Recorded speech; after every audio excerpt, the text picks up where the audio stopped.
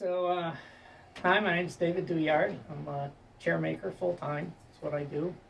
I've been woodworking for 40 years, mostly case goods. So I've had full time shops and part time shops going on. But I thought today what we do is go over some steam bending and some of the things that I think are important to strong chair joints. We're going to steam bend 2 sets of rear legs for 2 chairs. We have them outside here. So this one's made out of maple with a bit of spalt in it. But we're going to bend up that rear leg. And the rear legs start as squares. They don't start round.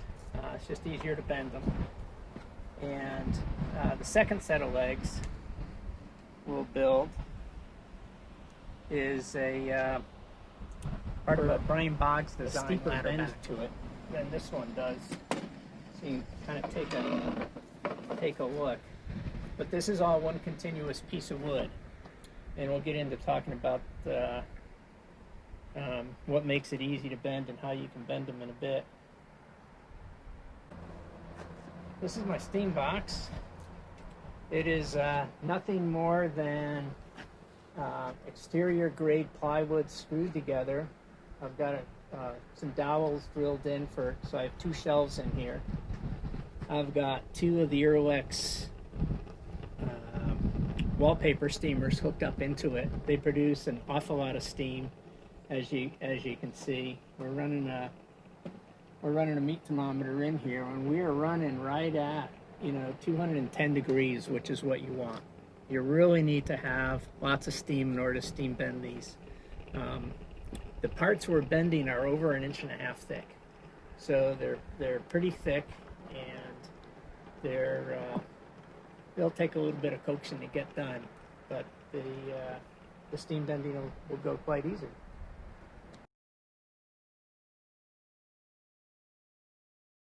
At 1.5 inches of thickness, how long do you have to steam it? 1.5 hours to 2 hours. So cherry, walnut, oak, 1.5 hours to 2 hours. If I'm doing ash, it's 2.5 to 3 hours. On the Windsor chairs, which are only, they're about 7/8 inch thick, I can get away with about 45 minutes in the steamer. Super, thanks. Yeah, and the slats are also steam bent, and they need to be in there for maybe 15 minutes. It's really a matter of thickness, and they say it's 1 hour per inch.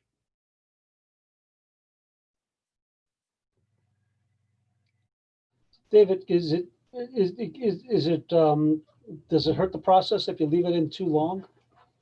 I think it does. I think the wood starts to get a little mushy, and of course I'm usually bored by then, and so I'm usually pulling them out too early rather than too long. But I have left them in, like over 3 hours for some of the oak and stuff, and they kind of get a little wrinkly when you bend them. But some people say it does. Some people says it doesn't. It's not down to the minute. It's kind of like plus or minus 10 minutes or something. You're fine. It's not an exact science where like you're trying to get a perfect soft boiled egg or anything. There are actually 2 sets of legs. One is walnut that we're going to bend up, and the other one is oak. What I thought was, here's a set of blanks of ash that are ready to go into a steamer. But I think the critical thing and the number one thing for me is having perfectly straight grain, and that allows you to bend the wood pretty easily.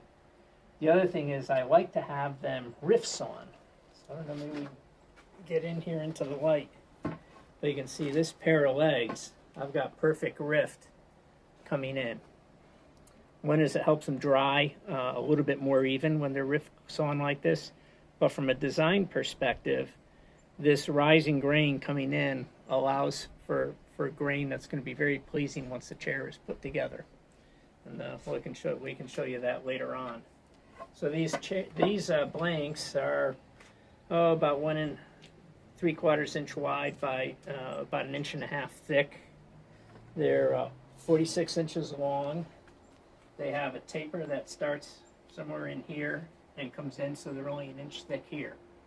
So we'll see when they come out that they're going to come in. I've got them, everything's marked. These are the tops. This is the top face that will go into the jig. This will be the top that comes that goes into the jig first, so we can keep track of it.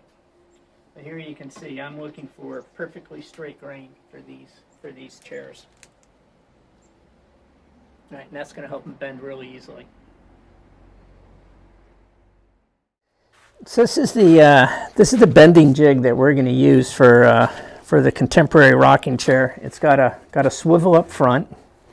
You can see the curve. It's a little bit of a compound curve, so it curves up and then comes around. There's a stop here with a block that holds it in place, and we have a stop on the end. And we're going to wedge that blank in between these two pieces. And what that does is wood bends quite well when it's under compression, but if you put it in expansion, that's usually when it splits. So what we have is I have a heavy duty steel strap, and I have a stainless strap, and the stainless strap really just keeps the wood from getting stained from the metal. It'll ebonize pretty easily because we're putting hot metal against the iron. So when this comes in, we're going to throw some wedges in here. We'll clamp this, and then we'll slowly be able to bring this down, and we'll just clamp it here and get set aside to dry. So it's a pretty easy process. I think that the thing I see the most is that people try to hurry it, and you probably have a good minute to 2 minutes to bend it. It doesn't seem like it's a whole lot of time, but it's actually really a ton of time. So what we'll do is get some ready. The blanks have been in the steamer now for almost 2 hours, so they're ready to go, and we'll get them. I'm going to get a couple things ready here first, and then we'll get them.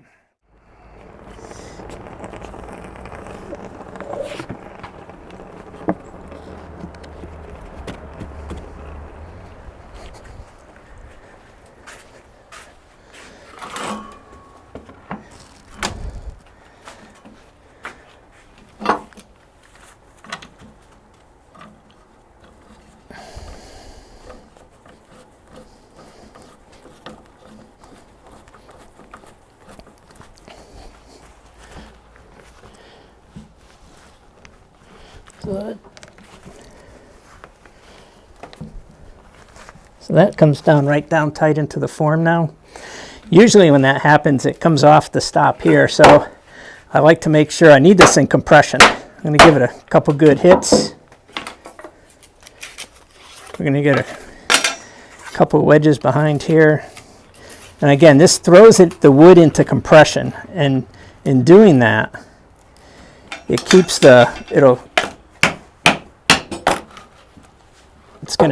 it's just gonna help it bend. I have a little gentle persuader I use. You can tell we don't have to. Catching on the form. Where am I catching? There we go.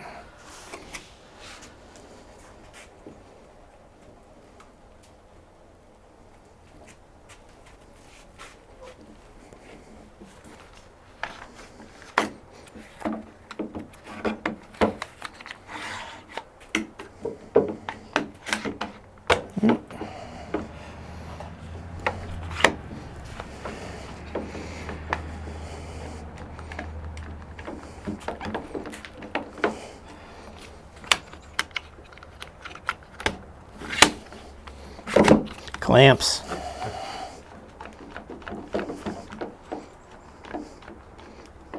You can see you have lots of time to bend this.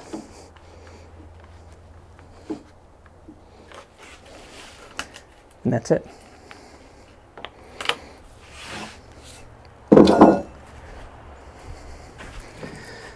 So this will stay in the bending form for an hour, hour and a half, and then I'll take it out and I'll put it into a drying form. But you can see we've got a good bend, good compound bend that we've left all the way through. So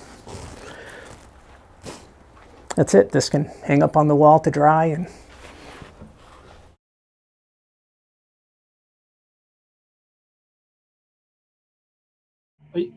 David, are you able to steam that a second time if you want to put another bend in it, or say it didn't come out quite where you wanted it to and you wanted to do it again? yeah, you do can. that? Yep. Yeah, you can. You can steam bend it a second time. If your bend is off just a little bit, a lot of times you can also just take a heat gun to it. And after 10, 15 minutes with a heat gun, you can adjust your bends a little bit. I don't like to, to do that. On the Windsor chairs, I do it quite often because maybe they'll dry a little funny or something. But you can stick them back in the steamer and rebend them or straighten them out. They're really quite flexible once they're steamed, but once they're dry, they're not moving. So these are a set of cherry legs that got bent about 2 weeks ago. So they've been in these forms, maybe it was only a week. I'll have to take a moisture meter to them. But these are actually a drying form. They're fully exposed except for clamped in here where the recurve is. And you can see here they're actually held out away from the frame. So when we bent the oak legs that we just bent, we noticed we got them down pretty close to the bottom of the form and we wedged them in place. They'll stay in that bending form for an hour, and then we'll take them out and we're going to wedge them in between these two holes, and it'll help hold the shape really well. So when these bent really well, there's no breaks in any of the outside bends, and these will be a nice couple pairs of legs.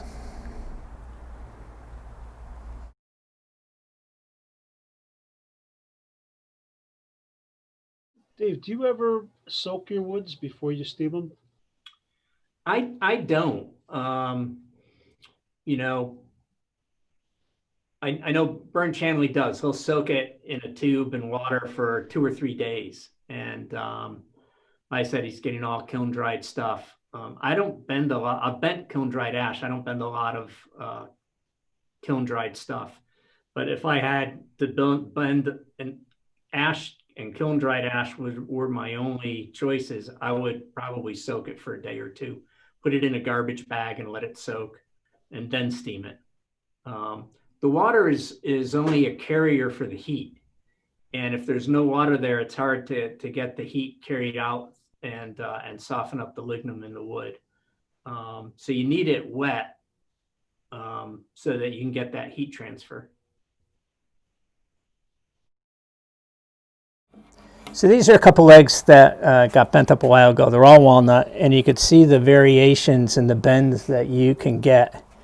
And even though the grain's not perfectly straight on this, I've got a little bit of stuff there, you still can get some good bends. And these are actually thicker. They're 1 5/8 inch by 1 7/8 inch walnut. So this is a set of 2 chairs that were bent, and they've been cut down. You can see the consistency in the bends that we have. Now the issue is that we've had some blowouts. So this one may be able to be fixed, but maybe not. Won't know until we get into shaping them. This leg has a little bit of blowout as well, but this one is going to be fine. This leg is fine. Again, a little bit of tear out right in the bend. I don't know why we're getting that. This one had a catastrophic break.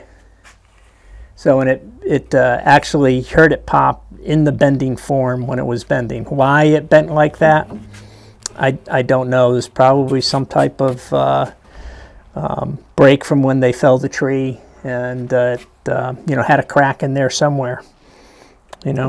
This is eventually what the chair leg is going to look like. So you can see even among species, we're able to get a really consistent leg. We've got mortises for the 3 slats for the side of the leg. We've got a cutout that comes in here, and we've got some really nice grain to it. So you can get really consistently bent legs by using this method.